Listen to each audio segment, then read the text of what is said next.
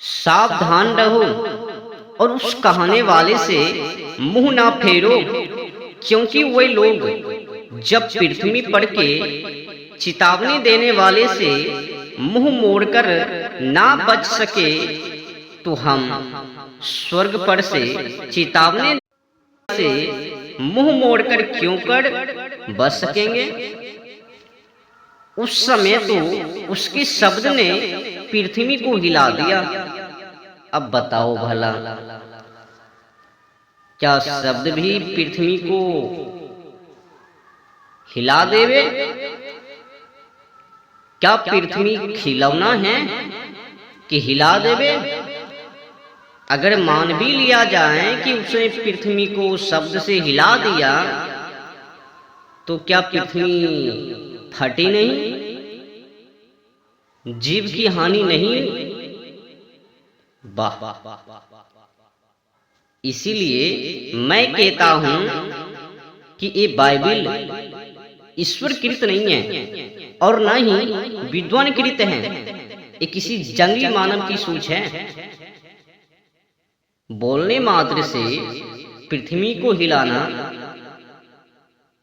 ऐसा क्यों? अगर जंगली मानव की ये सोच नहीं, तो भला ऐसा क्यों लिखता कि उस समय तो उसके शब्द ने पृथ्वी को हिला दिया? ये तो कहानी मात्र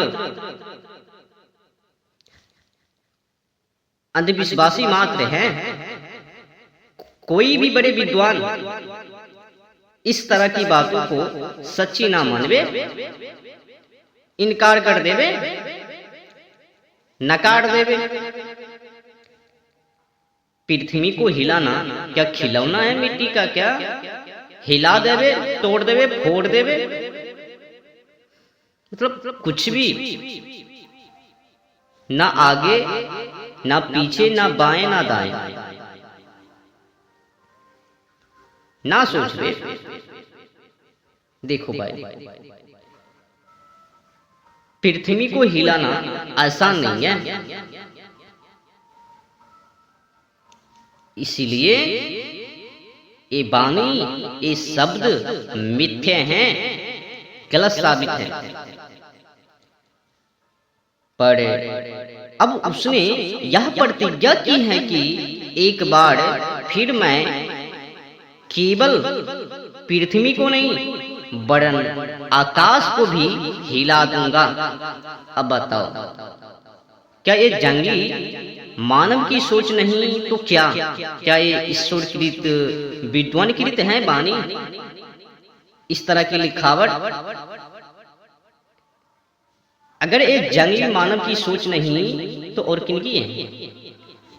अगर विद्वान के द्वारा होता या फिर ईश्वर कृत होता, तो आकाश को हिलाना, पृथ्वी को हिलाना, ऐसा क्यों लिखता?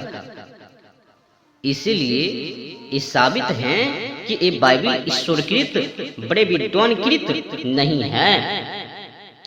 समझ लिया? नहीं तो वरन आकाश को भी हिला दूंगा। आगे देखिए क्या कह रहा है।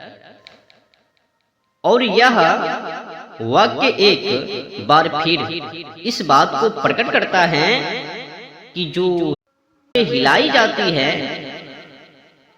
वे सृजी हुई वस्तुएं होने के कारण टल जाएगी, ताकि जो वस्तुएं हिलाई नहीं जाती वे अटल बनी रहे।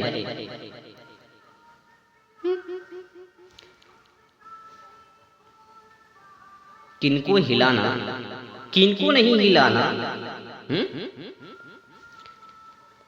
छोड़ो। इस कारण हम इस राज को पाकर जो हिलने का नहीं, उस अनुग्रह को हाथ से ना जाने दे। देख रहे हो ना किस तरह से गोल गोल गोल गोल कर करके, घुमा घुमा घुमा घुमा घुमा घुमा कर करके लिखा हुआ है।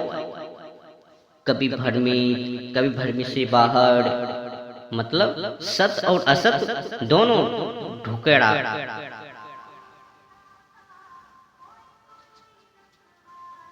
इस राज को पाकर जो हिलने का नहीं, अब राज को पाने के लिए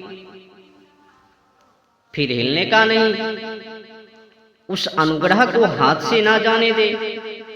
किनको नहीं जाने दे? जिसके द्वारा हम भक्ति और भय सहित परमेश्वर की ऐसी आराधना कर सकते हैं जिससे वह प्रसन्न होता है, क्योंकि हमारा परमेश्वर भस्म करने वाली आग है। बताओ भला, अगर परमेश्वर भस्म करने वाली आग है तब तो जो उनको ना पूजबे उनको तो भस्म ही कर देवे, तब तो गलत बात है। परमेश्वर के लिए तो नालायक हो या फिर अच्छे हो, पुत्र तो पुत्र हैं। अब उनके कर्म जानवे, जैसा करवे वैसा भोगवे, पर भस्म करने वाली आग है तो कोई भी मानव आग समझकर क्या उससे बेफालतू में मोल बेखेड़ा झंझट लेने जावे भस्म होने के लिए? आग से भला कौन टकराता है? तो इसीलिए ये बाइबल ईश्वरकृत बड़े विद्वान द्वारा नहीं है, किसी जंगली की ये चाल है। नहीं तो ऐसा क्यों लिखता, भस्म करने वाली आग है। और हाँ, क्या परमेश्वर अनेक है क्या? अगर अनेक हैं तब तो परमेश्वर में वो लड़ाई झगड़ा बखेड़ा वो भी हो तो होगा। जिस तरह से पृथ्वी पर अनेक बमपंथी के अनेक पोपजी आपस में लड़ता है, वो कहता है हमारा बमपंथी ऊपर, वो कहता नहीं तुम्हारी तो नीचे की है, हमारा बमपंथी ऊपर। जैसे कह रहा है ना, हमारा परमेश्वर भस्म करने वाली आग है। यहाँ तो देख लो किसी की चाल अगर परमेश्वर के द्वारा या फिर विद्वान के द्वारा होता तो इस ढंग से नहीं लिखता।